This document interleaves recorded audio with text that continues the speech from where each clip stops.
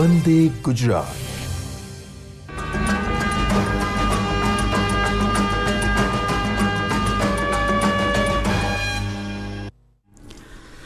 નમસ્તે દર્શક મિત્રો, હું છું ધાર્મિક પુરોહિત.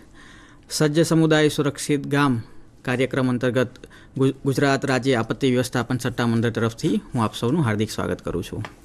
મિત્રો, આપણે સૌ જાણીએ છીએ એમ કે આપત્તિ સામે પૂર્વ તૈયારી એ જ ઉપાય કે કોઈપણ આપત્તિ, કોઈપણ પરિસ્થિતિની અંદર આપણે જેટલી પૂર્વ તૈયારી આપણી સારી હશે તો આપણે તે પરિસ્થિતિની અંદરથી બહાર નીકળવા માટે એટલા જ સક્ષમ હોઈશું. મિત્રો, આ કાર્યક્રમ ફેબ્રુઆરી મહિનાથી નિરંતર ચાલે છે, આપણે સૌ જાણીએ છીએ એમ. જેના પ્રથમ સપ્તાહની અંદર આપણે જાણ્યું હતું કે આપત્તિના પ્રકાર કેટલા છે, કુદરતી આપત્તિ કોને કહેવાય, માનવસર્જિત આપત્તિ કોને કહેવાય, તેમજ કોઈપણ આપત્તિ આવે છે ત્યારે શું કરવું, શું ન કરવું તેવું GSDMAના જ રિસોર્સ પર્સન દ્વારા આપણે તેની પ્રાથમિક માહિતી મેળવી હતી. ત્યાર પછીના બીજા સપ્તાહની અંદર આપણે માહિતી મેળવી હતી કે આગ લાગે ત્યારે શું કરવું, આગ કેટલા પ્રકારની હોય છે, ફાયર એક્સટિંગ્વિશર્સ હોય છે, તેનો ઉપયોગ કેવી રીતે કરવો જોઈએ, તો એ બધું ફાયર ડિપાર્ટમેન્ટ દ્વારા આપણે જાણ્યું હતું. ત્યાર પછી ACOCના માધ્યમથી સંદેશા વ્યવહાર એ કેવી રીતની હોય છે, પૂર્વ ચેતવણી કેવી રીતની આપવામાં આવે છે. ધારો કે નેશનલ ડિઝાસ્ટર મેનેજમેન્ટ ઓથોરિટી છે, NDMA છે, તો એવી કોઈ આપત્તિ આવે છે કે જે આની આપણને પૂર્વમાં આપણને ખ્યાલ આવી જાય છે. ધારો કે હેવી રેન છે, અત્યારે જે વર્ષા ઋતુ ચાલી રહી છે એમ, કે પછી વાવાઝોડું છે કે સુનામી છે, તો આવી કોઈ આપત્તિ છે કે જેની પહેલાંથી ખબર પડી જતી હોય છે, તો એમાં એનો સંદેશા વ્યવહાર કેવી રીતનો થતો હોય છે, નેશનલ લેવલથી સ્ટેટ લેવલથી ડિસ્ટ્રિક્ટ લેવલથી તાલુકા અને પછી ગામ લેવલ ઉપર, તો એ સંદેશા વ્યવહાર કેવી રીતનો થતો હોય છે, એમાં શું શું તકેદારીઓ રાખવાની હોય છે, તે બધું આપણે ACOCના માધ્યમથી શીખ્યા હતા. ત્યાર પછી આપણે જાણ્યું હતું કે આવી કોઈ આપત્તિની પરિસ્થિતિ થાય છે ત્યારે આરોગ્યની શું તકેદારી રાખવી જોઈએ તેવું રેડક્રોસ દ્વારા જાણ્યું હતું. અને એના પછી GIAR દ્વારા હેમ રેડિયોની ઉપયોગિતા શું છે. ખાસ કરીને મિત્રો, જ્યારે કોઈ આપત્તિ આવે છે ત્યારે આપણા નેટવર્ક ઉપયોગમાં નથી આવતા હોતા. મોબાઈલ ફોન છે કે પછી લેન્ડલાઇન છે, તો એનો ઉપયોગ કોઈને કોઈ જગ્યાએ તાર તૂટી ગયા, મોબાઈલ ટાવર પડી જવાથી એનો ઉપયોગ બંધ થઈ જતો હોય છે. આવી પરિસ્થિતિની અંદર હેમ રેડિયોનો ઉપયોગ કેવી રીતે થાય છે, ખાસ કરીને સેટેલાઇટ ફોનનો ઉપયોગ કેવી રીતે થાય છે, સેટેલાઇટ ફોન તમારા જિલ્લાની અંદર ક્યાં ક્યાં રહેલા હોય છે તેની આપણે પ્રાથમિક સમજ મેળવી હતી. ત્યાર પછી 108 અને આરોગ્ય વિભાગ દ્વારા આપણે પ્રાથમિક સારવાર કેવી રીતે લેવાય, હીટવેવની અંદર શું ધ્યાનમાં રાખવાનું, માનસિક આરોગ્ય એ કોઈપણ આપત્તિની પરિસ્થિતિની અંદર અને એના પછી એ કેટલું જ મહત્ત્વપૂર્ણ હોય છે અને એનાથી બચવા માટે આપણે શું શું કરવું જોઈએ તે બધું જાણ્યું હતું. હવે આ 8મા સપ્તાહની અંદર મિત્રો, ઔદ્યોગિક સલામતી, કેમિકલ ડિઝાસ્ટર વિશે આપણે જાણવાના છીએ કે કેમિકલથી આપણું જીવન છે એ ઘેરાયેલું છે મિત્રો. રોજિંદા જીવનની અંદર એક કે બીજી રીતે આપણે એ બધી વસ્તુઓનો આપણે ઉપયોગ કરીએ છીએ, એ ઘર હોય કે ઘરની બહાર હોય. તો તે એવી પરિસ્થિતિ જ્યારે એવી કોઈ નિર્માણ થઈ જાય કે જ્યારે કેમિકલ ડિઝાસ્ટર ઉદ્ભવે ત્યારે આપણે શું સમજ એ આપણા જોડે હોવી જોઈએ. તો આ વિષયને લઈને આપણી સાથે ઔદ્યોગિક સ્વાસ્થ્ય અને સલામતી વિભાગમાંથી શ્રી વેકરિયા સાહેબ જોડાયા છે. તો એ મિત્રો આજે આપણને માર્ગદર્શન આપશે કે ઔદ્યોગિક સલામતી વખતે શું શું વસ્તુઓ ધ્યાન રાખવાની છે, શું કરવાનું છે, શું નથી કરવાનું. આવી કોઈ મોકડ્રીલ હોય છે તો મોકડ્રીલમાં શું કરી શકાય છે, એન્ટીડોટ શું છે. તો આવી સરસ મજાની ઉપયોગિતાવાળી માહિતી, કેમ કે આજે સૌરાષ્ટ્ર અને કચ્છ ઝોનનું છે તો એમાં સૌથી વધારે ઔદ્યોગિક એકમો પણ આવેલા છે. તો આપને, આપના પરિવારને કાં તો આપના સગા સંબંધીઓને પણ આ માહિતી વિશેષ રૂપે મદદગાર થશે. તો હું શ્રી વેકરિયા સાહેબને કહીશ કે આજનું આ જે સેશન છે તે આગળ વધારે. શ્રી વેકરિયા સાહેબ. નમસ્તે દર્શક મિત્રો. આજનો જે આ વિષય કેમિકલ ડિઝાસ્ટરની વાત શરૂ કરતાં પહેલાં કેમિકલ વિશે બેઝિક ઇન્ફોર્મેશન જાણવી ખૂબ જરૂરી છે કે આપણું જે જીવનશૈલી છે, આપણી જીવનશૈલી, તો ક્યાંક ને ક્યાંક ડાયરેક્ટલી કે ઇનડાયરેક્ટલી આપણે અનેક એવા કેમિકલનો યુઝ કરીએ છીએ. એક રીતે કહીએ તો આપણું જે જીવનશૈલી છે એમાં દરેક તબક્કે જોખમી પ્રકારના કેમિકલો ક્યાંક ને ક્યાંક આપણે વાપરતા હોઈએ છીએ. ઉદાહરણ રૂપ લઈએ તો ટ્રાન્સપોર્ટેશનની અંદર એટલે આપણે પેટ્રોકેમિકલનો ઉપયોગ કરીએ છીએ. ઇનડાયરેક્ટલી વાત કરીએ તો આપણે ઘરના વપરાશની અંદર જે પ્લાસ્ટિકનો ઉપયોગ કરીએ છીએ, પ્લાસ્ટિક પેકેજિંગનો જે કંઈ ઉપયોગ કરીએ છીએ, તો એ પણ પ્લાસ્ટિક જે છે એ પણ પેટ્રોકેમિકલની અનેક પ્રોસેસ બાદ ફિનિશ પ્રોડક્ટ તરીકે પ્લાસ્ટિક બનતું હોય છે, જેની અંદર પ્રોપિલિન, ઇથિલિન એમાંથી પ્રોડક્ટ જનરેટ કરવામાં આવે છે અને એ જ પ્લાસ્ટિકનો ફિનિશ પ્રોડક્ટ તરીકે આપણે અનેક તબક્કેનો ઉપયોગ કરીએ છીએ. એવી જ રીતે ફ્યુઅલ તરીકે પેટ્રોકેમિકલનો ઉપયોગ કરીએ છીએ. Pharmaceutical industries, fertiliser industries, agrochemical industries, આ તમામ જે પ્રોડક્ટ બની રહ્યા છે એ ક્યાંક ને ક્યાંક એની અંદર હેઝાર્ડસ કેમિકલનો ઉપયોગ થતો હોય છે, સ્ટોરેજ કરવામાં આવતો હોય છે, ત્યારબાદ કેમિકલ યુનિટની અંદર એટલે કે મેન્યુફેક્ચરિંગ થતું હોય છે અને ફાઇનલ પ્રોસેસ થયા બાદ પ્રોડક્ટ તરીકે એ દરેક એન્ડ યુઝર્સ પાસે પહોંચતું હોય છે અને એનો આપણે ઉપયોગ કરીએ છીએ આપણા રોજિંદા જીવનમાં. તો એક રીતે કહીએ તો આપણા રોજિંદા જીવનની અંદર અનેક પ્રકારના ડાયરેક્ટલી કે ઇનડાયરેક્ટલી આપણે આ પ્રકારના કેમિકલનો ઉપયોગ કરીએ છીએ. આપણે જે ડાયરેક્ટલી કે ઇનડાયરેક્ટલી કોઈ કેમિકલનો ઉપયોગ કરીએ છીએ તેની માત્રા એટલે કે એનો જથ્થો ક્યાંક ને ક્યાંક ઓછો હોય, પણ જ્યાં મેન્યુફેક્ચરિંગ થઈ રહ્યું છે એટલે કે ઇન્ડસ્ટ્રીઝની અંદર ત્યાં એનો જથ્થો ખૂબ જ મોટા પ્રમાણમાં હોય છે. એટલે મોટા પ્રમાણમાં જથ્થો હોવાને કારણે ત્યાં રિસ્ક જે છે એ ખૂબ જ મોટું હોય છે. કોઈપણ કેમિકલની અંદર કોઈ લીક થવાથી કે આગ લાગવાથી કે વિસ્ફોટ થવાથી ડિઝાસ્ટર બનતો હોય છે.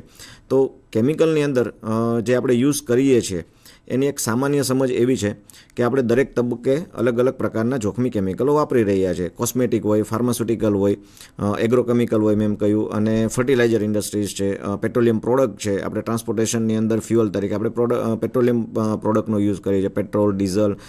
કિચનની અંદર આપણે એલપીજીનો યુઝ કરીએ છીએ, એલએનજીનો યુઝ કરીએ છીએ. તો આ તમામ જે પ્રોડક્ટ જે છે એટલે કે તમામ જે કેમિકલ છે એના ગુણધર્મોને આધારે એની હેઝાર્ડ કેટેગરી નક્કી થતી હોય છે. જેમ કે અમુક કેમિકલ એવા છે કે જે આગ લાગે એટલે ફ્લેમેબલ, હાઈલી ફ્લેમેબલ કેમિકલ છે. અમુક એવા કેમિકલ છે જે ટોક્સિક ગુણધર્મો ધરાવે છે કે જેના લીકેજ થવાથી અથવા તો બહાર આવવાથી, એના કન્ટેનમેન્ટમાંથી બહાર આવવાથી કેમિકલ ગેસ જે છે એટલે ગેસ ગળતરની ઘટના બની શકે છે. એવી જ રીતે કોઈ પ્રોસેસ થઈ રહી છે, આ કેમિકલ બનાવવા માટે જે કંઈ કેમિકલ પ્રોસેસ કરવામાં આવતી હોય છે, કેમિકલ રિએક્શન્સ, એ કેમિકલ રિએક્શન્સ અનકન્ટ્રોલ બને ત્યારે અનિયંત્રિત થતાં એમાં વિસ્ફોટ પણ થઈ શકે. તો એક પ્રકારનું એ કેમિકલ ડિઝાસ્ટર જ કહેવાય. તો કેમિકલ ડિઝાસ્ટર કેવી રીતે થઈ શકે અને એના કયા કયા પ્રકાર છે? આગ લાગવી, ઝેરી રસાયણનું ગળતર એટલે કે ગેસ લીકેજ, અને કોઈ વિસ્ફોટ થવો પ્રોસેસની અંદર અથવા તો કોઈ કેમિકલ સ્ટોરેજની અંદર. તો કેમિકલ ડિઝાસ્ટર આ રીતે થતા હોય છે. કેમિકલ ડિઝાસ્ટર જે છે એ જોખમી રસાયણોના લીકેજ, ઝેરી ગેસનું પ્રસરણ, આગ, વિસ્ફોટ અથવા અનિયંત્રિત રાસાયણિક પ્રક્રિયાથી સર્જાતી આપત્તિને કેમિકલ ડિઝાસ્ટર કહેવામાં આવે છે. કેમિકલ ડિઝાસ્ટર ક્યાં ક્યાં બની શકે?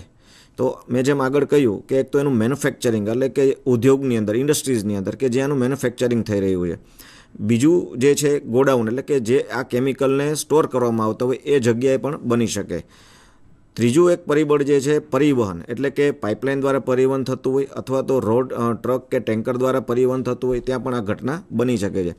કોઈપણ કેમિકલ એના પ્રાઇમરી કન્ટેનમેન્ટમાંથી એટલે કે જેને સ્ટોર કરવામાં આવ્યું છે અથવા તો જ્યાં પ્રોસેસ થઈ રહી છે એનામાંથી કોઈ કારણસર જ્યારે બહાર આવે તો એ માનવ જીવનને હાનિકારક છે અને પર્યાવરણને પણ હાનિકારક છે. માટે એનું જે પ્રાઇમરી કન્ટેનમેન્ટ છે એ સુરક્ષિત હોવું ખૂબ જ જરૂરી છે. એટલે જ્યાં પણ કેમિકલનું સ્ટોર કરવામાં આવતું હોય એ સ્ટોરેજ ઉપર એનું પ્રોપર લેબલિંગ, એના પ્રિકોશન્સ શું લેવાના છે, એને હેન્ડલિંગ પ્રિકોશન્સ શું હોવા જોઈએ, એ તમામ વિગતો સ્ટોરેજ ઉપર એનું લેબલિંગ કરવું જરૂરી છે અને એ પ્રકારના લેબલિંગ હોય છે. ત્યારબાદ કેમિકલની અંદર જ્યારે સ્ટોરેજમાંથી એને મેન્યુફેક્ચરિંગમાં લેવામાં આવે છે એટલે કે રો કેમિકલ્સ જે પદાર્થ છે એમાંથી અનેક કેમિકલ પ્રોસેસ કર્યા બાદ જેની અંદર જટિલ રાસાયણિક પ્રક્રિયાઓ જેને કહીએ એટલે chemical reaction, dangerous chemical reaction કરવામાં આવતો હોય, જે હાઈ પ્રેશર રિએક્શન હોય, હાઈ ટેમ્પરેચર રિએક્શન હોય, જેની અંદર પ્રેશર વધી જવાથી અથવા તો અનકન્ટ્રોલ થવાથી એક્સપ્લોઝનના ચાન્સીસ છે. આ કેમ થવાના કારણો અનેક છે, જેમ કે જેનું સુપરવિઝન અથવા તો જે પ્રોસેસ ચલાવી રહ્યા છે અથવા તો જે સ્ટોરેજની અંદર સુપરવિઝન થઈ રહ્યું છે એને ક્યાંક ને ક્યાંક નોલેજ ના હોય, પૂરતી તાલીમ ના હોય તો પણ આવી ઘટના બને. એટલે કે માનવીય ભૂલ, કારણ કે જ્યાં વસ્તુની ખબર ના હોય અને એ કોઈ કાર્ય કરવા જઈ રહ્યા ત્યારે ભૂલ થવાના ચાન્સીસ ખૂબ જ વધી જાય છે. એટલે કે પ્રોપર તાલીમ ના હોય. બીજું કે જ્યાં પ્રોસેસ કરવામાં આવતી હોય તો એ પ્રોસેસની અંદર અનકન્ટ્રોલ કેવી રીતે થાય કે જેમાં પ્રિકોશન લીધેલા છે, સેફ્ટી મેજર્સ લીધેલા છે, એ કોઈ ફેલિયર થાય એટલે કે ટેકનિકલ ફેલિયર થવાથી આવી ઘટનાઓ બનતી હોય છે. આગળ મેં જેમ કહ્યું એમ ટેન્કર પરિવહન એટલે કેમિકલના પરિવહન દ્વારા કોઈ રોડ એક્સિડન્ટ થાય અને એ ટ્રક કે ટેન્કરની અંદર જો કોઈ જોખમી કેમિકલ હોય તો એ કેમિકલ એના કન્ટેનમેન્ટમાંથી બહાર આવવાની પૂરેપૂરી સંભાવના રહેલી છે. આપણે ભૂતકાળમાં એવા અનેક કિસ્સાઓ જોયા છે કે એલપીજીનું પરિવહન થતું હોય અથવા તો એ પ્રકારના જોખમી ગેસનું જ્યારે પરિવહન થતું હોય અને કોઈ રોડ એક્સિડન્ટ અકસ્માત બને છે ત્યારે એ પ્રાથમિક કન્ટેનર એટલે જે કે એને પ્રાઇમરી કન્ટેનમેન્ટ જેને કહીએ એમાંથી એ ગેસ હાઈ પ્રેશરથી બહાર આવે અને ત્યાં એક્સપ્લોઝન થવાના ચાન્સીસ વધી જાય છે અને એવા બને જ છે. ત્યારબાદ જો એ ટોક્સિક કેમિકલ છે અથવા તો કોઈ ફ્લેમેબલ રસાયણ છે એ ટેન્કરમાંથી જ્યારે બહાર આવે એટલે કે એનું લીકેજ થાય અને લીકેજ થવાથી એ વાતાવરણના ટેમ્પરેચરે, કારણ કે ઘણા બધા એવા કેમિકલ છે કે જે વાતાવરણના તાપમાને એ બોઇલિંગ થતા હોય એટલે કે વેપર ફોર્મમાં આવે તો ત્યાં વેપર ક્લાઉડ થવાની ખૂબ મોટી સંભાવના છે. અને આ વેપર ક્લાઉડમાં જો કોઈ સોર્સ ઓફ ઇગ્નિશન કે સ્પાર્ક મળી જાય તો એને વેપર ક્લાઉડ એક્સપ્લોઝન થવાની એમાં ખૂબ જ મોટી જાનહાની થવાની સંભાવના રહેલી છે. તો આવી દુર્ઘટના ફેક્ટરી, ગોડાઉન, પાઇપલાઇન અથવા ટેન્કર પરિવહન દરમિયાન બની શકે છે. આવી દુર્ઘટનાથી માનવ જીવન, મિલકત, પર્યાવરણને ગંભીર નુકસાન થઈ શકે છે. તો આ પ્રકારના જે કેમિકલ હેન્ડલિંગ થઈ રહ્યા છે તો એ કેમિકલના હેન્ડલિંગની અંદર એટલે કે એના હેઝાર્ડ નેચર, એ જે તે કેમિકલ છે એનું હેઝાર્ડ નેચર, એનું જોખમના ગુણધર્મો જાણવા ખૂબ જરૂરી છે. દરેક કેમિકલ જે છે એના એક પોતાના હિડન હેઝાર્ડ હોય છે. એટલે ઘણા કેમિકલ એવા હોય જેમાં ટોક્સિસિટી વધારે હોય, ઘણા કેમિકલ એવા છે કે જે ફ્લેમેબલ છે અને ઘણા કેમિકલ એવા પણ છે જે એક્સપ્લોઝિવ છે. એટલે સામાન્ય રીતે કેમિકલની 3 કેટેગરી છે: ટોક્સિક કેમિકલ, ફ્લેમેબલ કેમિકલ અને એક્સપ્લોઝિવ કેમિકલ. તો જ્યારે પણ એને સ્ટોર કરવામાં આવે છે, એનું હેન્ડલિંગ કરવામાં આવે છે અથવા તો એનું પ્રોસેસ કરવામાં આવે છે તો એના આ ગુણધર્મોને આધારે એમાં કયા કયા સેફ્ટી મેજર્સ લેવા જોઈએ, સુરક્ષાના પગલાં લેવા જોઈએ, એ એના આધારે નક્કી થતું હોય. એનું રિસ્ક મેપિંગ થતું હોય, રિસ્ક એસેસમેન્ટ થતું હોય. એ રિસ્ક એસેસમેન્ટને આધારે એને કેવી રીતે સુરક્ષિત સ્ટોરેજ કરવું જોઈએ. કારણ કે ઘણા કેમિકલ એવા છે કે વાતાવરણના તાપમાને એ બોઇલ થતા હોય એટલે કે વેપર ફોર્મમાં આવતા હોય તો એને કુલિંગ ફેસિલિટી આપવી જોઈએ, એને કંટ્રોલ વેમાં સ્ટોર કરવામાં આવતું હોય. એવી જ રીતે જ્યારે કોઈ પ્રોસેસ કરવામાં આવે છે તો એ પ્રોસેસની અંદર હાઈ ટેમ્પરેચર, હાઈ પ્રેશરે પ્રોસેસ કરવામાં આવતી હોય, જેમાં ખૂબ જ વધારે વાતાવરણના દબાણથી ખૂબ જ વધારે દબાણે એ પ્રોસેસ કરવામાં આવતી હોય અને પ્રોસેસ દ્વારા અન્ય પ્રોડક્ટમાં રૂપાંતર કરવામાં આવે અને ત્યારબાદ એની ફિનિશ પ્રોડક્ટ જનરેટ થતી હોય છે અને એ ફિનિશ પ્રોડક્ટ આપણે રોજિંદા વપરાશમાં લેતા હોઈએ છીએ. જેમ કે મેં આગળ કહ્યું કે પ્લાસ્ટિક છે, અન્ય એવી પ્રોડક્ટ જે છે જે પેટ્રોકેમિકલ જેને કહીએ, ફાર્માસ્યુટિકલ ઇન્ડસ્ટ્રી છે, આપણે જે પેસ્ટિસાઇડ વાપરીએ છીએ, પેસ્ટિસાઇડ પણ કેમિકલના અનેક પ્રોસેસ દ્વારા એ પેસ્ટિસાઇડ ફાઇનલ આપણે ત્યાં યુઝ કરવામાં આવતું હોય. એવી રીતે ફર્ટિલાઇઝર જે બનીએ છે, ફર્ટિલાઇઝર જે મેન્યુફેક્ચરિંગ થતું હોય ત્યાં પણ એની પર અનેક રાસાયણિક પ્રક્રિયા થતી હોય અને ત્યારબાદ જે ફર્ટિલાઇઝરમાં રૂપાંતર થતું હોય. એની અંદર એમોનિયા યુઝ થતું હોય ફર્ટિલાઇઝર બનાવવાની અંદર, ડીએપી જે છે એ યુઝ થતું હોય છે. તો આ એમોનિયા જે છે એ ખૂબ જ ટોક્સિક કેમિકલ છે. એવી જ રીતે સોલ્વન્ટ યુઝ થતા હોય, ટોલ્વિન, ઝાઇલિન, ઇથિલિન ડાયક્લોરાઇડ, અન્ય એવા પેટ્રોલ, ડીઝલ જે છે એ આપણે પરિવહનમાં, ટ્રાન્સપોર્ટેશનમાં યુઝ કરીએ છીએ. એવી જ રીતે ત્યાં એનું સ્ટોરેજ પણ કરવામાં આવતું અને સ્ટોરેજથી પછી ટેન્કર મારફત દરેક રિટેલ આઉટલેટ સુધી પહોંચતું હોય છે. એવી જ રીતે ફાર્માસ્યુટિકલની અંદર તો આપણે જે મેડિસિન યુઝ કરીએ છીએ એ મેડિસિન પણ એ અનેક રાસાયણિક પ્રક્રિયા દ્વારા એ બનતું હોય છે. એની અંદર પણ અસંખ્ય એવા સોલ્વન્ટ વપરાતા હોય છે, એવા એસિડ વપરાતા હોય છે, sulphuric acid, hydrochloric acid, HF એટલે કે હાઇડ્રોફ્લોરિક એસિડ, ફ્લોરોકેમિકલ્સ. આ તમામ કેમિકલ ટોક્સિક અને કોરોઝિવ નેચર ધરાવે છે. એટલે કે એ જો સ્પિલેટ થાય અને આપણા બોડી કન્ટામિનેટ થતું હોય તો એ આપણા સ્કિનને બર્ન કરી શકે છે અને આપણા બોડીને કન્ટામિનેશન કરી શકે છે. કોઈપણ જે કેમિકલ છે એ આપણા બોડીની અંદર 3 પ્રકારે એન્ટર થતું હોય છે. એક તો શ્વસન તંત્ર મારફત, એટલે આપણો જે શ્વાસ લેવાની જે પ્રક્રિયા છે એના મારફત, જેને આપણે ઇન્હેલેશન કહીએ છીએ. બીજું જે છે સ્કિન મારફત, એટલે જ્યારે કોઈ કેમિકલ આપણા ઉપર ઢોળાય કે સ્પીલ થતું હોય અને આપણું બોડી એના કન્ટામિનેશન, એના સંપર્કમાં આવે તો સ્કિન મારફત એ આપણા બોડીની અંદર પ્રવેશ કરતું હોય છે. ત્રીજું છે કે ડાયરેક્ટલી, એટલે કે કોઈ ખોરાક વાટે અથવા તો કોઈ સ્પીલ થયું હોય અને આપણા મોં વાટે જ્યારે બોડીની અંદર પ્રવેશ કરે છે તો આ 3 જે છે પ્રકારે એ આપણા બોડી મારફત, એટલે કે 3 રૂટ મારફત આપણા બોડીની અંદર પ્રવેશ કરતું હોય છે. તો એના આધારે જ્યારે રિસ્ક એસેસમેન્ટ કરવામાં આવે છે, કોઈ કેમિકલ કયા હેઝાર્ડનું છે, ટોક્સિક હેઝાર્ડ હોય અને ગેસ ગળતર થતું હોય તો એવા સમયે આપણે બચવા માટે આપણે મોં અને આપણા નાકમાં એક ટોક્સિક ગેસ પ્રવેશે નહીં એ માટે ભીનો રૂમાલ કે ભીના કપડાનો ઉપયોગ કરવો જોઈએ અને ઇવેક્યુએશન થવું જોઈએ. પૂર્વ તૈયારીનું મહત્ત્વ, તો મેં જેમ આપણે કહ્યું કે કેમિકલ ડિઝાસ્ટરનું રિસ્ક રહેલું છે આપણે રોજબરોજ અસંખ્ય એવા કેમિકલ યુઝ કરીએ છીએ. આ ભૌતિક જે સુખ સગવડ જે છે એની અંદર આપણે અનેક પ્રકારના કેમિકલ વાપરીએ છીએ. એટલે કેમિકલની ડિમાન્ડ વધતી જાય છે, સાથે સાથે કેમિકલ મેન્યુફેક્ચરિંગ વધતું જાય છે. અને કેમિકલ મેન્યુફેક્ચરિંગ વધવાથી ઇન્ડસ્ટ્રીયલાઇઝેશન વધી રહ્યું છે. આ સાથે સાથે રિસ્ક પણ એટલું જ વધી રહ્યું છે. કેમિકલ મેન્યુફેક્ચરિંગ છે એટલે રિસ્ક પણ છે. તો આ રિસ્કને આપણે પહોંચી વળવા માટે પૂર્વ તૈયારી ખૂબ જ જરૂરી છે. કોઈપણ મેન્યુફેક્ચરિંગની અંદર જ્યારે રિસ્ક એનાલિસિસ કરવામાં આવતું, એટલે કે રિસ્ક એસેસમેન્ટ કરવામાં આવતું હોય, ત્યારે એક તો પ્રિવેન્ટિવ એપ્રોચ અને બીજું છે એ રિએક્ટિવ એપ્રોચ. પ્રિવેન્ટિવ એપ્રોચ કે આવી કોઈ દુર્ઘટના બને જ નહીં એ માટે જે પગલાં લઈએ છીએ ને આપણે પ્રિવેન્ટિવ કહીએ છીએ. એટલે કોઈપણ મેન્યુફેક્ચરિંગ યુનિટની અંદર જ્યારે આ પ્રકારના કેમિકલ મેન્યુફેક્ચરિંગ કરવામાં આવતા હોય ત્યારે ત્યાં પૂરતા સુરક્ષાના પગલાં લેવામાં આવતા હોય છે. એને આપણે પ્રિવેન્ટિવ કહીએ છીએ. એની અંદર જે કર્મચારીઓ છે એને તાલીમ આપવામાં આવતી હોય છે. આગળ મેં કહ્યું કે કોઈ પણ કેમિકલ સ્ટોરેજ કરવામાં આવે છે તો એને પૂરતી કાળજીથી એના જે કંઈ પ્રિકોશન લેવામાં આવે છે, એનું ટેમ્પરેચર, એનું પ્રેશર, એનું મોનિટરિંગ, એ તમામ પાસાઓને ધ્યાનમાં રાખીને એને સ્ટોર કરવામાં આવતું હોય છે. ત્યારબાદ જે કોઈ કેમિકલ પ્રોસેસ કરવામાં આવતી, જે કેમિકલ પ્રોસેસની અંદર ક્વોલિફાઈડ સુપરવાઇઝરની દેખરેખ હેઠળ એ પ્રોસેસ કરવામાં આવતી હોય છે. તાલીમ લીધેલા જે કર્મચારીઓ છે એના સુપરવિઝનમાં એ પ્રોસેસ કરવામાં આવતી હોય છે. અને એમાંથી જે કોઈ પ્રોડક્ટ જનરેટ થાય છે એ પ્રોડક્ટનું સ્ટોરેજ, જો એ પ્રોડક્ટ પણ હેઝાર્ડસ હોય તો એના માટે કેવી રીતે પરિવહન કરવું એના પણ સ્ટાન્ડર્ડ નોર્મ્સ છે. એના આધારે જે પરિવહન થતું હોય છે તો આ સમગ્ર જે પ્રક્રિયા છે, ઉત્પાદન પ્રક્રિયા, સ્ટોરેજ પ્રક્રિયાનું પરિવહન એના નોર્મ્સ પ્રમાણે થતું હોય છે. તેમ છતાં રિસ્ક તો રહેલું છે. રિસ્ક એના કારણે કે કોઈક જગ્યાએ કોઈ માનવીય ભૂલ થઈ, અથવા તો જે વ્યક્તિ એના સુપરવિઝનમાં છે અથવા તો જે વ્યક્તિ હેન્ડલ કરી રહ્યા છે એ કોઈ ભૂલ કરે અને આવી દુર્ઘટના બને. બીજું એક પાસું જે છે એ ટેકનિકલ ફેલ્યોર. ઓટોમેશન હોવા છતાં પણ ઓટોમેશન છે એક ઇન્સ્ટ્રુમેન્ટલ આધારે છે. એટલે કોઈ ઇન્સ્ટ્રુમેન્ટ, એટલે કોઈ એમાં મશીનરી છે તો એ મશીનરી ફેલ થવાના પણ પૂરા ચાન્સીસ છે. અને આવું જ્યારે ઇન્સ્ટ્રુમેન્ટ ફેલ થાય, ટેકનિકલ ફેલ્યોર થાય, ત્યારે પણ આવી ઘટના બનતી હોય છે.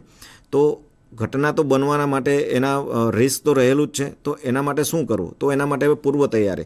એક કહ્યું એમ કે પ્રિવેન્ટિવ અને એક રિએક્ટિવ. તો જે પૂર્વ તૈયારીનું જે ભાગ જે છે એ આપણે રિએક્ટિવ, કે આવું બને તો આપણે શું કરવું જોઈએ, એની શું પૂર્વ તૈયારી. તો પૂર્વ તૈયારીના ભાગરૂપે એનું રિસ્પોન્સ મિકેનિઝમ, કોઈ ઘટના બને છે ત્યારે આપણો રિસ્પોન્સ કેવો હોવો જોઈએ.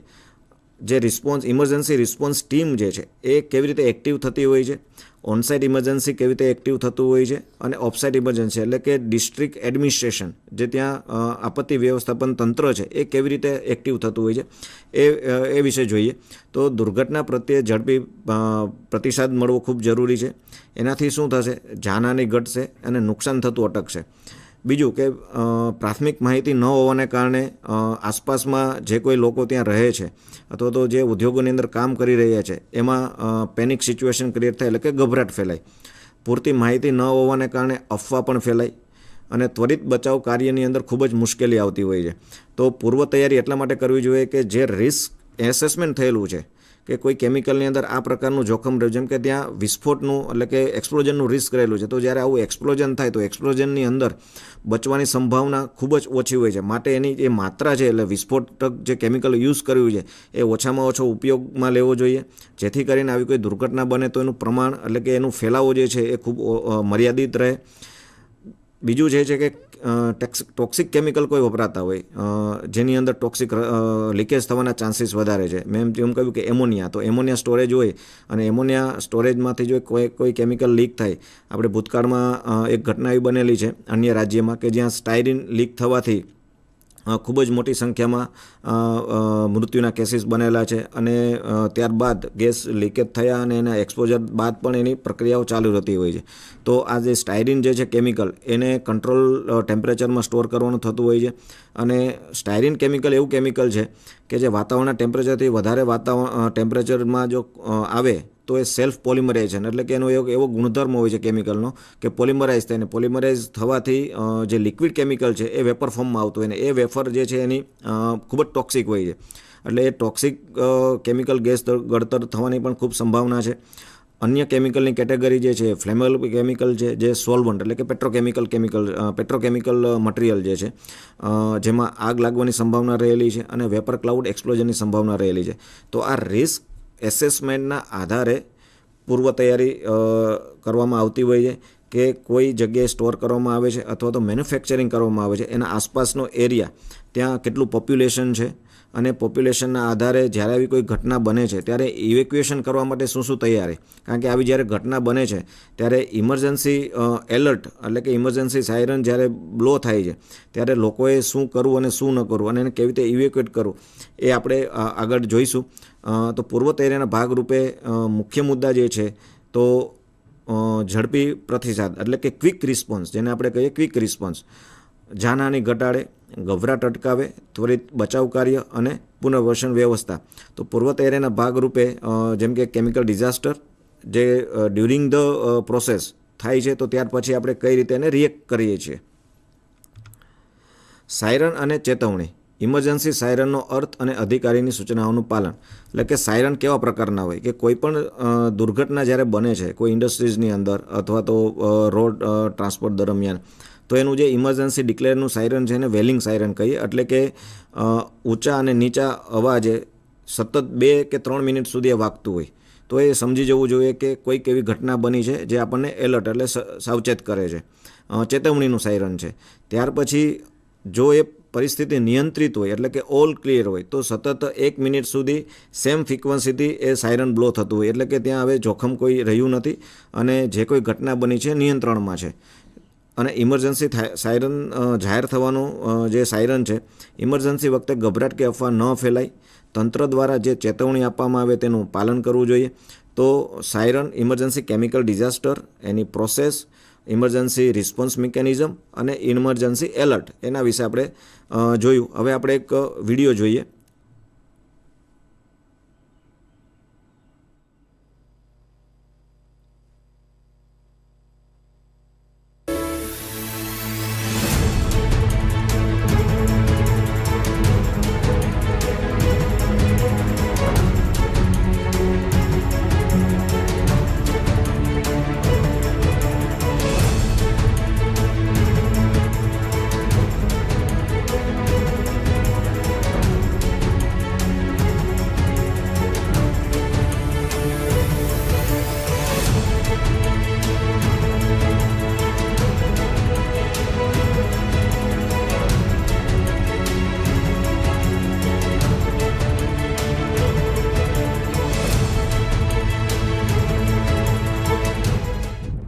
કેમ છો બાળ મિત્રો, મજામાં છો ને?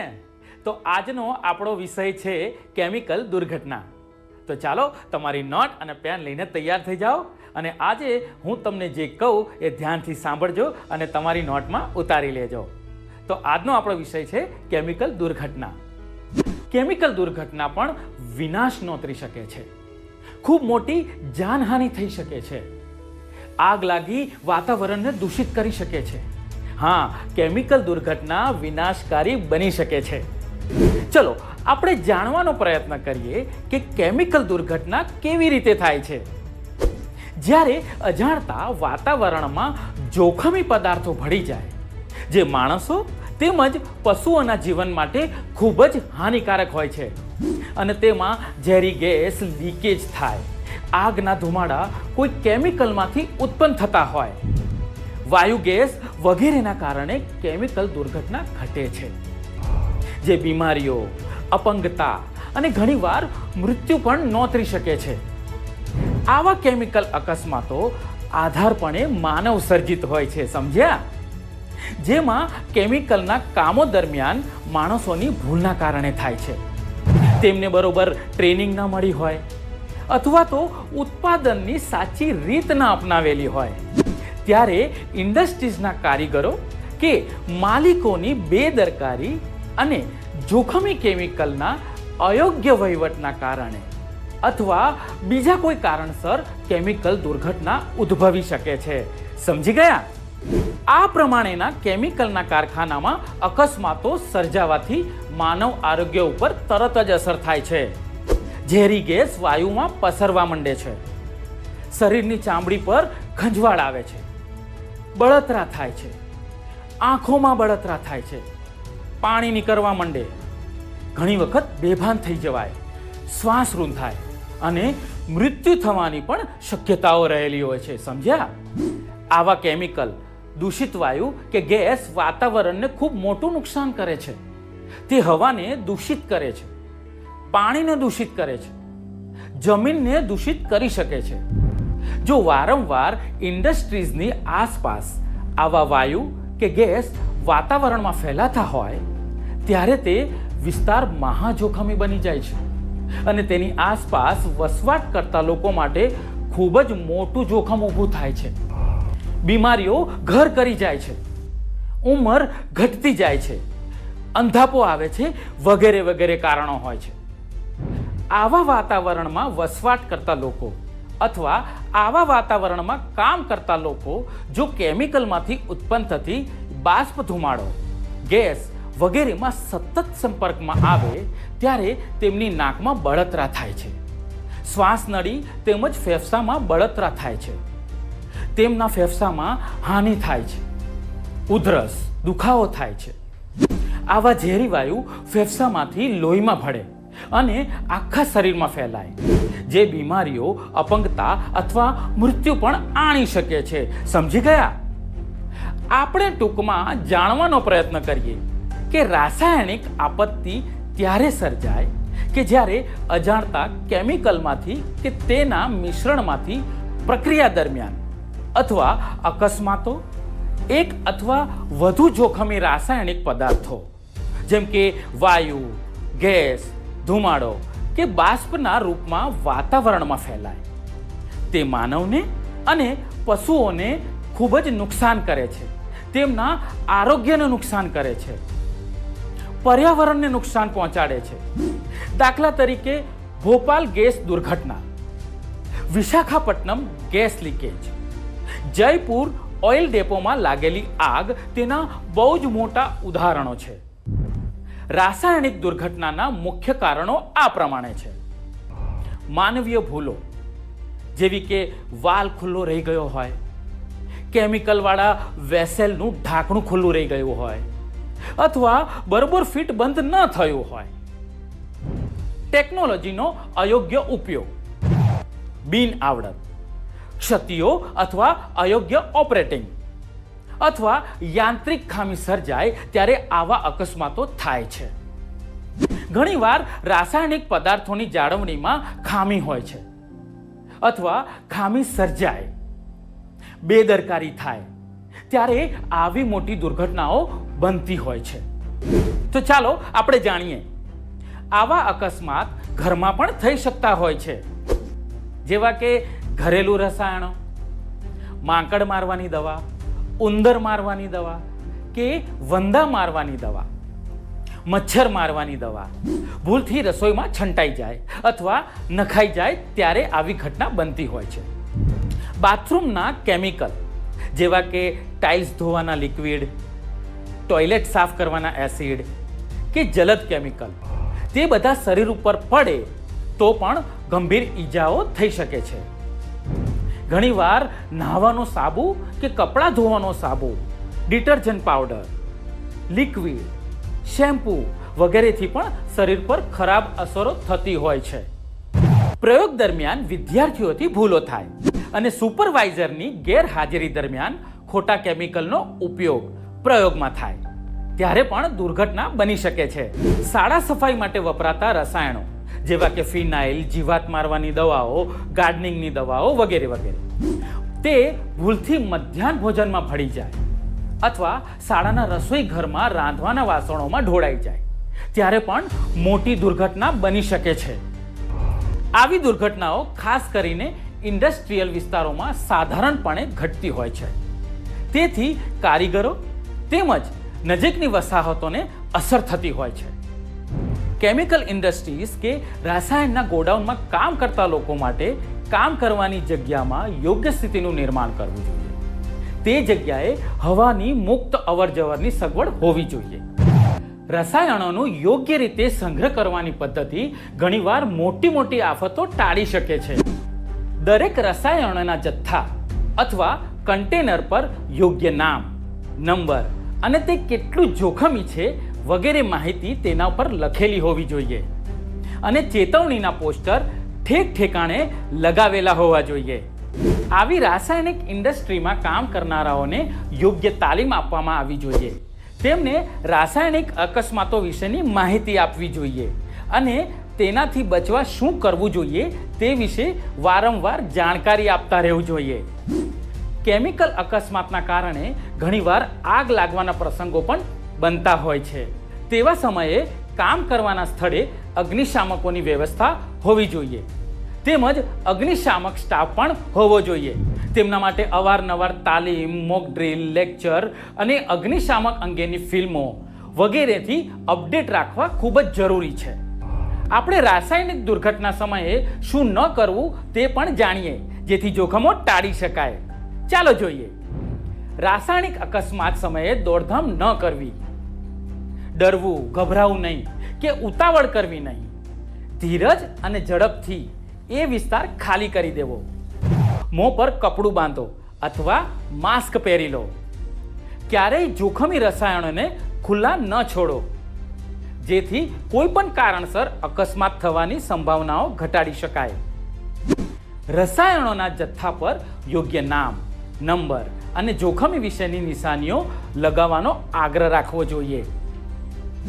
રાસાયણિક દુર્ઘટના સમયે યોગ્ય નિવારક પગલાં લીધા સિવાય કે રસાયણો પર આવેલા પ્રતીકો કે નિશાનીઓનું વિશ્લેષણ કર્યા વગર અસરગ્રસ્ત વિસ્તારમાં પ્રવેશ કરવો નહીં. જે જગ્યાએ ઉષ્ણતા ઉત્પન્ન થતી હોય તેની આસપાસ રસાયણો રાખવા નહીં. અગ્નિ સંપર્કમાં ન આવે તે રીતે રસાયણો સચવાય તેની કાળજી લેવી જોઈએ. રસાયણોની જ્વલનશીલતાવાળા વિસ્તારો કે વિભાગમાં માચીસ, લાઇટર, સિગરેટ સળગાવવાની કોઈ પણ વસ્તુ લઈ જવાની સખત મનાઈ હોવી જોઈએ જેથી મોટી આગ જેવી પરિસ્થિતિમાંથી બચી શકાય. મિત્રો, આજનો જમાનો કેમિકલના ઉપયોગ અને ઉપભોગમાં ચાલી રહ્યો છે. સ્પ્રે, સેન્ટ, વાળમાં નાખવામાં આવતી જેલ, ફેસ ક્રીમ કે દર્દ ઘટાડવાની જેલ, આપણા જીવનના લગભગ દરેક તબક્કે આ પ્રમાણેના કેમિકલનો ઉપયોગ વધી રહ્યો છે. મિત્રો, આ બધી વસ્તુ કેમિકલ દુર્ઘટના સર્જી શકે છે. માટે આપણે જ સાવધાન રહેવાની ખૂબ જરૂર છે. ખરું ને?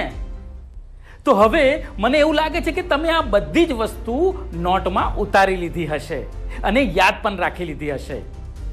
તો પોતાનો અને બીજાનો હંમેશા ખ્યાલ રાખતા શીખો, બચાવ કરતા શીખો અને મેં જે વાત કીધી છે એ ધ્યાનમાં રાખો. સમજી ગયા? તો ચાલો, આવજો. દર્શક મિત્રો, આપણે આ વિડીયો દ્વારા જોયું કે ભોપાલ અને વિશાખાપટ્ટનમમાં જે ગેસ ગળતરની ઘટના બની તો એમાં માનવ જીવનને અને સંપત્તિને ખૂબ જ મોટું નુકસાન થયું, પર્યાવરણને ખૂબ જ મોટું નુકસાન થયું. ભોપાલ ગેસ દુર્ઘટનાની જો વાત કરીએ તો એમાં મિથાઇલ આઇસોસાયનેટ કરીને જે કેમિકલ હતું એ વોટર રિએક્ટિવ કેમિકલ હતું. એ પ્લાન્ટની અંદર એની પ્રોસેસ પાઇપલાઇનના ક્લિનિંગના કામ દરમિયાન એ પાણી જે છે ક્લિનિંગ માટેનું જે વોટર હતું એ પ્રોસેસ વોટર જે MICની જે સ્ટોરેજ ટેન્ક હતી એમાં ફેલાયું, એટલે કે એની અંદર મિક્સ થયું અને એ ટેન્ક પ્રેશરાઇઝ થઈ અને પ્રેશરાઇઝ થવાથી એનો જે સેફ્ટી વાલ્વ હોય સ્ટોરેજ ટેન્કનો અને એ સેફ્ટી વાલ્વ મારફત એ જે MICનો ગેસ જે છે એ વાતાવરણમાં ફેલાયો અને ત્યારબાદની ઘટના આપણે સૌ જાણીએ છીએ કે અનેક માનવ જિંદગી એની અંદર હોમાઈ ગઈ, પર્યાવરણને ખૂબ જ નુકસાન થયું અને ત્યારબાદની પણ પરિસ્થિતિમાં ઘણા લોકોને એની અસરો જોવા મળી. ત્યારબાદ ભૂતકાળમાં એના જેવી જે ઘટના વિશાખાપટ્ટનમમાં હમણાં થોડાક વર્ષો પહેલાં જ બની કે જ્યાં સ્ટાયરીન જે કેમિકલ હતું જે સ્ટોરેજ કરવામાં આવેલું હતું, મેં આગળ સમજાવ્યું એમ કે સ્ટાયરીન અમુક ઘણા એવા કેમિકલ છે જે વાતાવરણના ટેમ્પરેચરથી વધારે ટેમ્પરેચર જાય તો એ વેપર ફોર્મમાં આવે અને ટોક્સિક હોય તો એ પ્રેશરાઇઝ થઈને વાતાવરણમાં ફેલાઈ શકે છે. સ્ટાયરીન કેમિકલ પણ એમાંનું જ એક ગુણધર્મ ધરાવતું એક કેમિકલ છે કે જે વાતાવરણના ટેમ્પરેચર કરતાં થોડા વધારે ટેમ્પરેચરે એ સેલ્ફ પોલિમરાઇઝેશન થતું હોય. તો અત્યારની જે સ્ટાયરીન સ્ટોરેજની જે કન્ડિશન હોય છે એમાં સામાન્ય રીતે એને કુલિંગ એટલે કે વાતાવરણનું જે ટેમ્પરેચર હોય એના નીચા ટેમ્પરેચર એને સ્ટોર કરવામાં આવતું હોય છે જેથી કરીને વેપર ફોર્મમાં ના આવે. તો એ જે ફેક્ટરીની અંદર ત્યાં જે ડિઝાસ્ટર બનેલો સ્ટાયરીન ગેસ લીકેજનો, તો એમાં ટેમ્પરેચર જે છે એ વધ્યું અને સેલ્ફ પોલિમરાઇઝેશનમાં કન્વર્ટ થયું અને સ્ટાયરીન ગેસ લીક થયો. તો આપણે જે વિસ્તારમાં રહીએ છીએ અથવા તો કોઈ ઔદ્યોગિક વસાહતની આજુબાજુ રહીએ છીએ તો આવી પ્રાથમિક જાણકારી મેળવવી જોઈએ.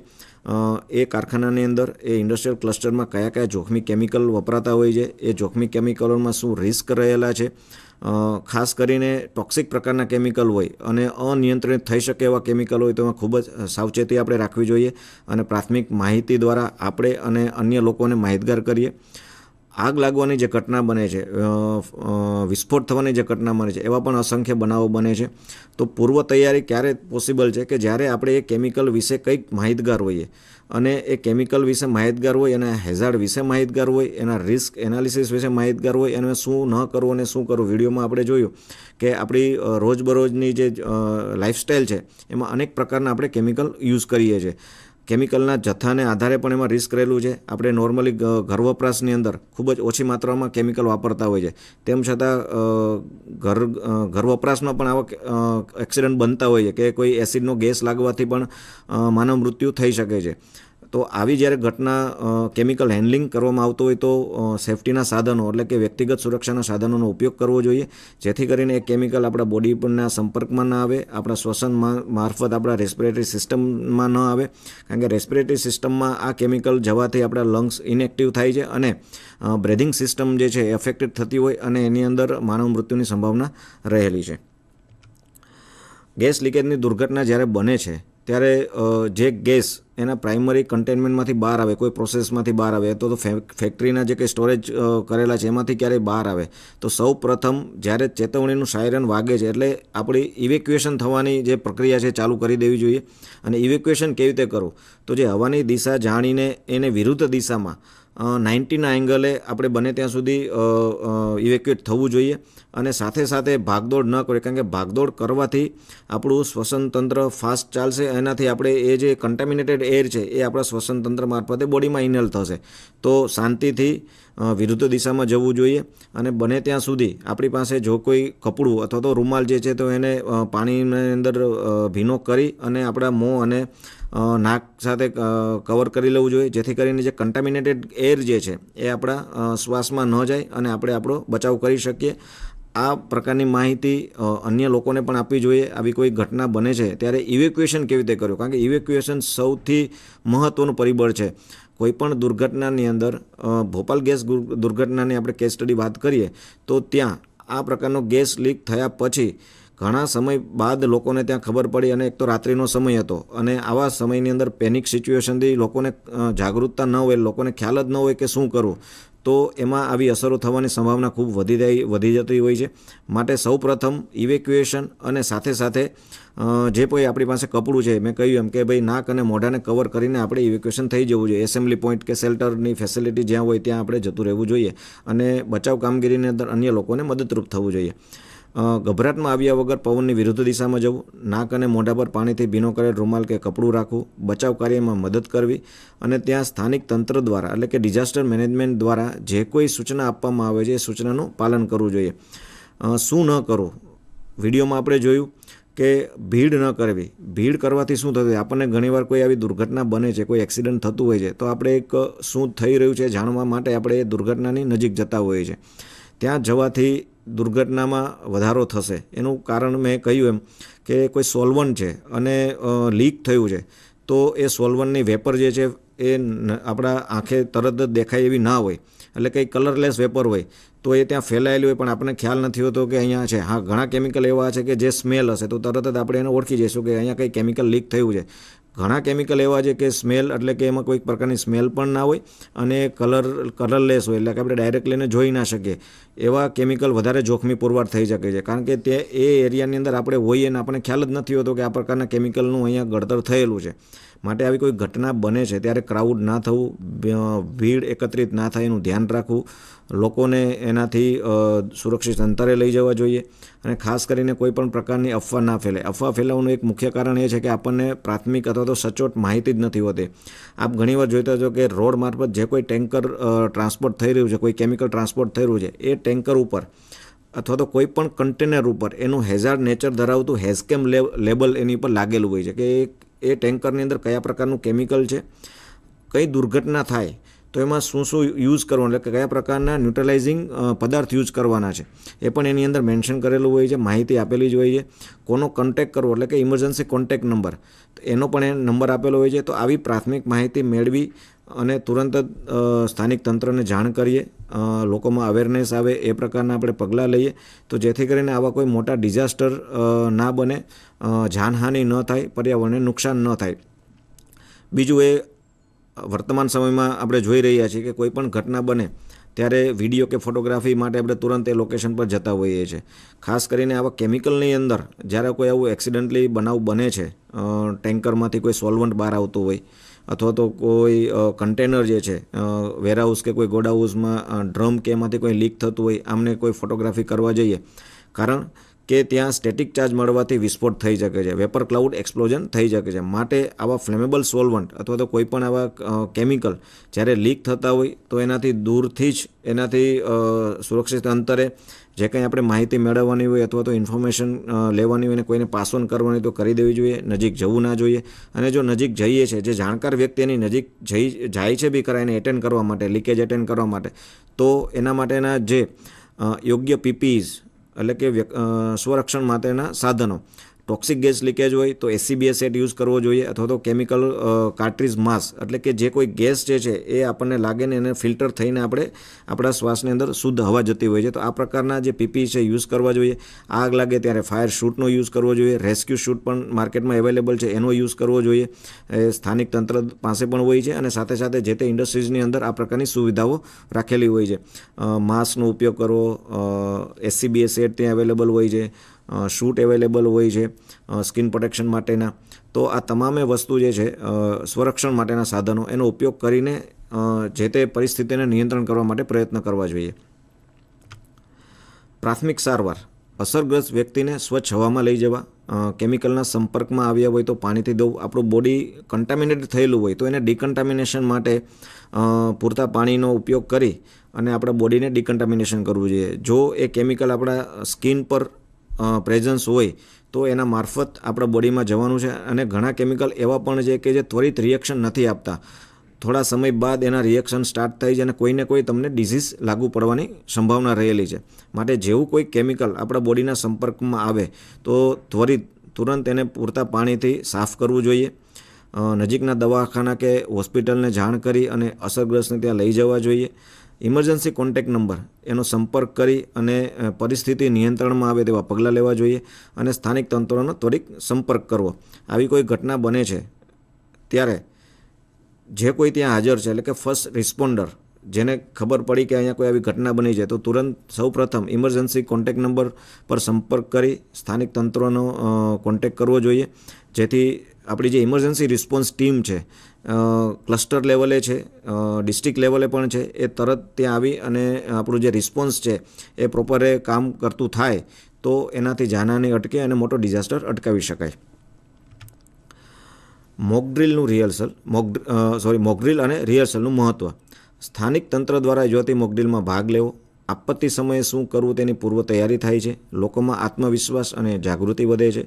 ખામીઓ અને નબળાઈઓ ઓળખી સુધારણા કરી શકાય છે અને રિસ્પોન્સ ટાઈમનું મેજરમેન્ટ થઈ શકે. મોકડ્રીલનું એક મહત્ત્વ એટલા માટે છે કે આવી કોઈ ઘટના બને ત્યારે એ રિસ્પોન્સ કેવી રીતે થશે અને કેટલા સમયમાં આવે છે. દાખલા તરીકે કોઈ જગ્યાએ આગ લાગી છે તો ફાયર ટેન્ડર એટલે જે આપણું ફાયર સ્ટેશન છે ત્યાંથી એ ઘટના સ્થળે પહોંચતા કેટલો સમય લાગે છે.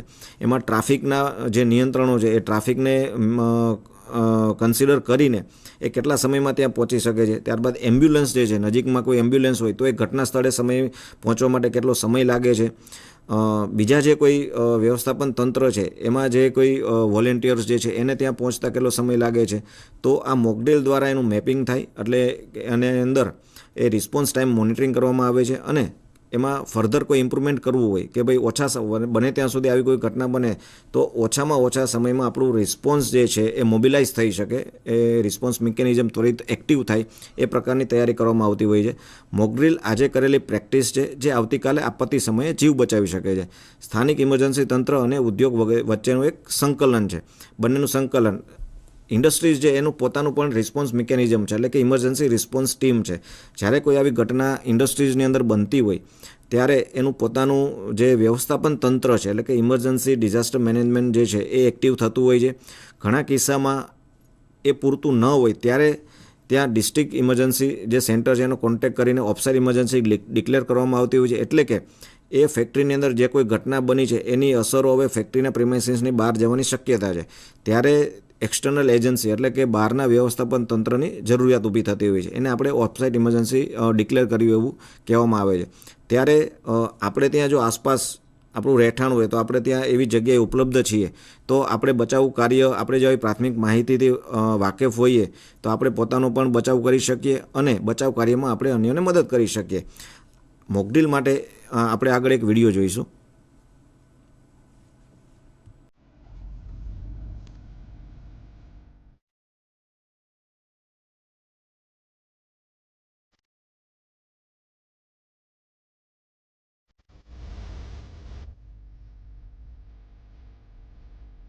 ये अमोनिया टैंकर का लिक्विड जो ऑलरेडी माल है ना सर, उसका ब्रेन में से लीकेज हो चुका है, तो लेवल 2 इमरजेंसी में हम देखते हैं.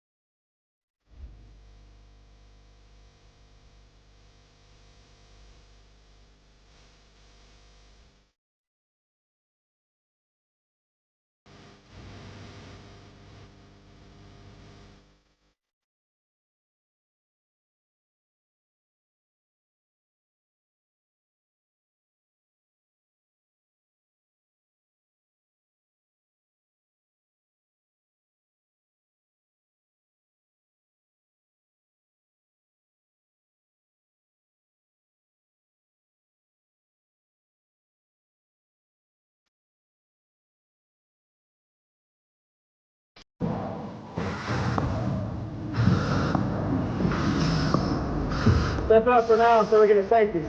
They want 16, so they want over there.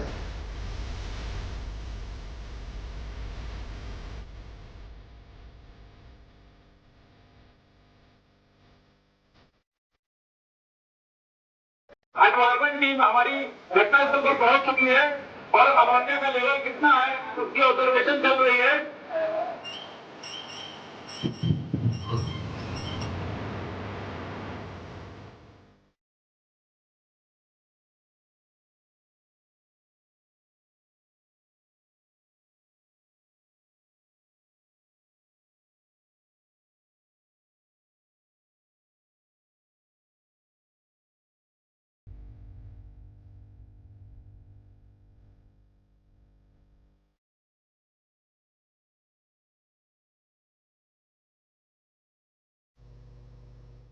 મિત્રો, આપણે આ મોકડ્રીલ દ્વારા આપણે જોયું કે એમોનિયા ગેસ જ્યારે લીક થાય છે, એટલે કે એમોનિયા ટોક્સિક કેમિકલ છે, તો જ્યારે આવું કોઈ લીક થાય છે તો એને એટેન્ડ કરવા માટે રેસ્પિરેટરી પ્રોટેક્શન સિસ્ટમનો યુઝ કરીને આ સમગ્ર પ્રક્રિયા એટલે કે એને રિસ્પોન્સ આપવામાં આવે છે, જેથી કરીને એની જે ગેસ ગળતરની જે ઘટના છે એને નિયંત્રણમાં લાવી શકાય. તો મોકડ્રીલ દ્વારા આપણે પ્રેક્ટિસ કરીએ અને મોકડ્રીલમાં પાર્ટિસિપેટ થઈએ, જેથી કરીને આવી કોઈ ઘટના બને છે ત્યારે એક તો આપણે ગભરાટમાં ના આવે, એટલે પેનિક ન થાય. જ્યારે આપણને કોઈ વસ્તુની સમજ નથી હોતી તો ખ્યાલ નથી હોતો ત્યારે આપણે વધારે પેનિકમાં આવી જતા હોઈએ છીએ અને એનાથી આ ટાઈપની ઇમરજન્સીને હેન્ડલ કરવા માટે ખૂબ જ મુશ્કેલી થતી હોય છે. સમયની અંદર એનું નિયંત્રણ ન થાય તો એ ડિઝાસ્ટર જે છે એનાથી ખૂબ જ મોટી જાનહાનિ અને પર્યાવરણને નુકસાન થતું હોય છે. માટે આવી જ્યારે કોઈ ઘટના બને છે ત્યારે એના વિશે જાણકારી મેળવી અને એની અંદર આપણે બચાવ કાર્યમાં સહભાગી થઈએ લોકોને, અને ઇવેક્યુએશન પ્રોસિજરની અંદર આપણે લોકોને મદદ કરીએ. આ ઘટના પછી જ્યારે કોઈ અસર થાય છે કોઈ ગેસ ગળતરની, એટલે કે ટોક્સિક ગેસ એક્સપોઝર થાય છે, તો એના માટેના એન્ટીડોટ વિશે આપણે જાણીએ. ઝેરી રસાયણોના પ્રતિકારકો એટલે કે એન્ટીડોટ્સ.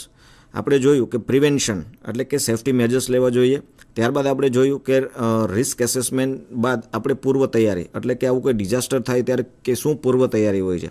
એમાંનો જ એક ભાગ છે કે એન્ટીડોટ્સ એટલે કે ખરેખર જ્યારે કોઈ આવું ગેસ એક્સપોઝ થતું હોય છે, કોઈને અસર થતી હોય આવા રસાયણની બોડી પર જ્યારે ફેલાય અથવા તો આપણા શ્વાસની અંદર જાય, તો એના બાદ એને કયા પ્રકારની ટ્રીટમેન્ટ આપીએ કે જેથી કરીને એનો જીવ બચી જાય. તો એના ઘણા બધા એવા કેમિકલ છે કે જેના એન્ટીડોટ અવેલેબલ હોય છે. જેમ કે એનિલિન છે, તો એનિલનું એક્સપોઝર એક્સપોઝર થાય તો ત્યારે મિથેલિન બ્લુ 1%નું સોલ્યુશન આપી શકાય. નાઇટ્રોબેન્ઝીનનું એક્સપોઝર હોય, આ એક ઉદાહરણ તરીકે કેમિકલ અહીંયા લીધેલા છે.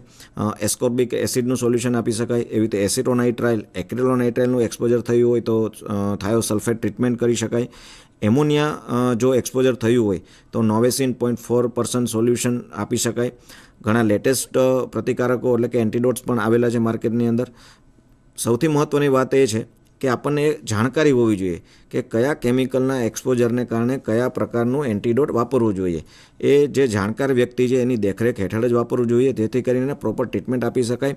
અને જ્યાં સુધી એને આપણે નજીકના દવાખાના કે હોસ્પિટલ સુધી એ અસરગ્રસ્ત વ્યક્તિને પહોંચાડતા નથી ત્યાં સુધી એનો આપણે જીવ બચાવવામાં, ત્યાર પછી એને અન્ય ટ્રીટમેન્ટ તો મળવાની જ છે, પણ આ જે છે એ પ્રાથમિક સારવારનો એક ભાગ છે. સાયનાઇડ કે થાયોસાયનાઇડનું જ્યારે કોઈ એક્સપોઝર થયું હોય તો મિથેલિન બ્લુ યુઝ કરી શકાય. ફ્લોરિન કે HF એટલે કે હાઇડ્રોફ્લોરિક એસિડ પ્રકારના હાઇડ્રોફ્લોરોકેમિકલ્સ પ્રકારના કોઈ કેમિકલનું એક્સપોઝર થયું હોય તો એ વ્યક્તિને આપણે કેલ્શિયમ ગ્લુકોનેટ આપી શકાય. ફોસ્જીન કેમિકલનું કોઈ એક્સપોઝર થયું હોય તો કોર્ટિસોન એસિટોટ આપી શકાય. એવી રીતે ક્લોરિનનું એક્સપોઝર થયું હોય તો મિલ્ક ઓફ મેગ્નેશિયા આપી શકાય. આપ સબ જાણતા હશો કે જે ક્લોરિન ગેસ જે છે એ વોટર ટ્રીટમેન્ટ પ્લાન્ટની અંદર પણ યુઝ થતો હોય છે. ઘણીવાર એવી ઘટનાઓ સામે આવતી હોય કે કોઈ વોટર ટ્રીટમેન્ટ પ્લાન્ટ છે અને ત્યાં ક્લોરિન ટનર લીક થયું છે, તો એ લીક થયા બાદ એક ગેસ ફેલાતો હોય છે અને આ ગેસ ફેલાવાને કારણે ઘણા લોકોને એને ગેસ લાગે. ત્યારે આવી પ્રાથમિક માહિતી જો આપણી પાસે અવેલેબલ હોય અથવા તો ત્યાં જાણકાર વ્યક્તિને ખબર હોય તો આપણે લોકોનો જીવ બચાવી શકીએ છીએ. કેમિકલની ઘનતા પણ એક અગત્યનો ભાગ ભજવે છે. જે કેમિકલ જે છે એમની ઘનતા એટલે કે હવા કરતાં ભારે હોય તો આવું કેમિકલ જ્યારે લીક થાય છે એના પ્રાઇમરી કન્ટેનમેન્ટમાંથી ત્યારે એ જમીની સ્તરે ફેલાતો હોય છે. પણ જે કેમિકલની ઘનતા લાઇટર ધેન એર છે એટલે કે હવા કરતાં હળવી છે, દાખલા તરીકે આપણે હાઇડ્રોજનની વાત કરીએ તો હાઇડ્રોજન ગેસ છે ફ્લેમેબલ ગેસ છે, પણ એની ઘનતા હવા કરતાં ઓછી છે. એટલે જ્યારે પણ એ લીક થશે ત્યારે હવામાં ઉપર તરફ એ ફેલાશે. તો જે ઉપર તરફ ફેલાય છે એવા ગેસીસમાં રિસ્ક જે છે એ ઘણું ઓછું છે, કારણ કે એમાં ક્લાઉડ બનવાની શક્યતા ખૂબ ઓછી છે. પણ જે હવા કરતાં ભારે કેમિકલ જે છે એમાં ક્લાઉડ બને છે અને એ ક્લાઉડની અંદર કોઈ સોર્સ ઓફ ઇગ્નિશન સ્પાર્ક મળવાથી વિસ્ફોટમાં પરિણમે છે. તો જે કેમિકલ છે હેઝાર્ડસ કેમિકલ, એના આવા ગુણધર્મો, સામાન્ય ગુણધર્મો જાણવા ખૂબ જરૂરી છે, જેથી કરીને આપણે સાવચેત રહીએ અને આવા કોઈ મેજર ડિઝાસ્ટર ના બને, લોકોનું જીવ બચાવી શકીએ. સુરક્ષા આપણી સૌની જવાબદારી છે, કોઈ એક વ્યક્તિની જવાબદારી નથી. મેન્યુફેક્ચરિંગ જ્યાં થતું હોય ત્યાં મેન્યુફેક્ચરર છે એમની પોતાની જવાબદારી છે કે જે મેન્યુફેક્ચરિંગ થઈ રહ્યું છે, જે કેમિકલ હેન્ડલિંગ કરી રહ્યા છે ત્યાં સલામતીના સાધનો અને સલામતીપૂર્વક એનું હેન્ડલિંગ કરવું એ એમની જવાબદારી છે. પણ આવી કોઈ ઘટના બને છે ત્યારે તંત્ર અને આપણે સામાન્ય નાગરિક તરીકે આપણી પણ કેટલીક જવાબદારી હોય છે. તો એ જવાબદારી જ્યારે આપણે પ્રાથમિક માહિતગાર હોઈએ તો જ આપણે નિભાવી શકીએ અને લોકોનો જીવ બચાવી શકીએ. તો આજે આપણે સમજ્યું કે કેમિકલ ડિઝાસ્ટર પ્રિવેન્શન અને કેમિકલ ડિઝાસ્ટર થાય ત્યારે શું કરવું અને ત્યારબાદની પરિસ્થિતિને કઈ રીતે નિયંત્રણમાં લાવી શકીએ અને આપણે કેવી રીતે લોકોને ઉપયોગ થઈ શકીએ. આજના દિવસે આપણે આ કેમિકલ ડિઝાસ્ટર વિશે જોયું, મોકડ્રીલ વિશે વિડીયો જોયો, ત્યાર પછી જે ડિઝાસ્ટર થયા છે એના વિડીયો જોયો અને ખૂબ માહિતીસભર રહ્યું. ખૂબ ખૂબ આભાર. તો દર્શક મિત્રો, આપણે જાણ્યું કે કેમિકલ ડિઝાસ્ટર, ઔદ્યોગિક અકસ્માત એ એક મહત્ત્વપૂર્ણ વિષય છે કે જેમાં ખાસ કરીને જો એની આપણે કાળજી ન રાખીએ તો એક ગંભીર પરિણામ આપણને એ જોવા મળી શકે છે. મિત્રો, હમણાં જ જેમ જાણ્યું એમ કે આપણે દરેક વસ્તુની અંદર, આપણી રોજબરોજની વસ્તુ હોય, આપણું ઘર હોય, બહાર હોય, આપણે એક કે બીજી રીતે કેમિકલ સાથે જ રહીએ છીએ. તો આપણે એ બધી જ વસ્તુઓ જાણવી જરૂરી છે કે કયા પ્રકારનું કેમિકલ છે, એનું એક્સપ્લોરેશન થાય તો એ કેટલું ખરાબ રીતે આપણને અસર કરી શકે છે. જેમ સાહેબે જણાવ્યું એમ કે આપણે જ્યાં રહીએ છીએ એની આજુબાજુમાં કોઈ ફેક્ટરી છે, એવું કોઈ ક્લસ્ટર છે, એવું કોઈ ગોડાઉન છે, ખાસ કરીને રોડ પરિવહનની અંદર પણ એ રસ્તા પરથી કયા કયા પ્રકારના રસાયણની અવરજવર ટ્રક મારફતે થતી હોય છે તેનો ખ્યાલ આપણને હોવો જોઈએ. જો એવું પ્રાથમિક સમજ આપણને હશે કે ભાઈ આ પ્રકારની ફેક્ટરી કે આ પ્રકારનું ગોડાઉન અમે જે રહીએ છીએ એની આજુબાજુની અંદર છે અને એ જ્યારે એનો એ ખરાબ રીતે બહાર પ્રસરે છે, ત્યાં કોઈ અકસ્માત થાય છે કે કોઈ ડિઝાસ્ટર થાય છે અને એ કેમિકલ જ્યારે હવામાં કાં તો બીજી રીતે બહાર પ્રસરે છે તો આપણને, આપણા પરિવારને એ કેવી રીતે નુકસાન કરી શકે છે અને એનાથી બચવામાં આપણે શું શું કરવું જોઈએ તે બધી વસ્તુ આપણને ખ્યાલ હોવો જોઈએ. એમાં જેમ આપણને સમજાવ્યું એમ કે ભાઈ ખાસ કરીને અત્યારે સોશિયલ મીડિયાના જમાનામાં આપણે રહીએ છીએ એટલે ભીડ એકઠી કરી દઈએ છીએ, ઓવર ક્રાઉડિંગ થઈ જાય છે. આવી કોઈ વસ્તુઓ થાય છે ત્યારે હું જોઉં, આવો કોઈ વિડીયો બનાવી અને મોકલવો એ એક વસ્તુ સારી છે કે તમે બીજાને પણ એ વસ્તુથી ચેતવો છો. પરંતુ આવું જ્યારે હાઈ ડેન્સિટીવાળું કોઈ કેમિકલ છે એની અસર તમને પણ થઈ શકે છે અને એના ભોગ તમે પણ બની શકો છો. તો આ વસ્તુનું ખાસ તમારે ધ્યાન રાખવું જોઈએ. બીજા એક નંબર છે જે ઇમરજન્સી નંબર છે એનું પણ હું આપનું ધ્યાન દોરીશ કે આપ જે પણ જિલ્લામાં રહો છો ત્યાં ડિસ્ટ્રિક્ટ ઇમરજન્સી ઓપરેશન સેન્ટર રહેલું હોય છે, જ્યાં જિલ્લા વહીવટી તંત્ર ડિઝાસ્ટર મેનેજમેન્ટ લગત કામગીરી કરતું હોય છે. ત્યાં 1077 એ એક નંબર હોય છે કે એ તમારે કંઈ પણ આવા પ્રકારની માહિતી જો તમારા ત્યાં સ્થાનિક તંત્રને આપવી છે તો તમે એ નંબર ઉપર ફોન કરો છો તો તમારા જિલ્લાના સ્થાનિક તંત્રને આવી માહિતી આપી શકો છો કે અહીંયા આવા પ્રકારની વસ્તુઓ થઈ છે અને અમારે જે વહીવટી તંત્ર છે એની જરૂર છે. બીજો એક નંબર છે મિત્રો 112 કરીને, કે જે આપને સૌને ખ્યાલ છે કે આવા કોઈપણ પ્રકારના ડિઝાસ્ટર થાય છે અને એવા સમયે તમારે પોલીસની, ફાયરની કે મેડિકલ ટીમની જરૂર છે તો તમે એને ફોન કરશો તો તરત તમને ત્યાં એ માહિતગાર થશે. બીજું એક તમને કહીશ કે આવા જ વિષયો સાથે આપણે ફરીથી પુનઃ આપણે મળતા રહીશું આવતા અઠવાડિયે બીજા એક નવા વિષય સાથે. ડિઝાસ્ટરને આપણે કેવી રીતે સમજી શકીએ, બીજાને સમજાવી શકીએ અને આવી રસભર માહિતી જે છે એ માહિતી તમે કેવી રીતે પોતાના જીવનમાં પણ ઉપયોગી બની શકો છો, તમારા સમાજની અંદર, તમારા સોસાયટીની અંદર અને બીજાને કેવી રીતે પણ એની અંદરથી શું સારી શીખ આપી શકો છો. તો આવતા અઠવાડિયે આ જ સમય ઉપર બીજા એક વિષય સાથે આપણે પુનઃ મળીશું. મને અને સાહેબને આપો રજા. નમસ્કાર.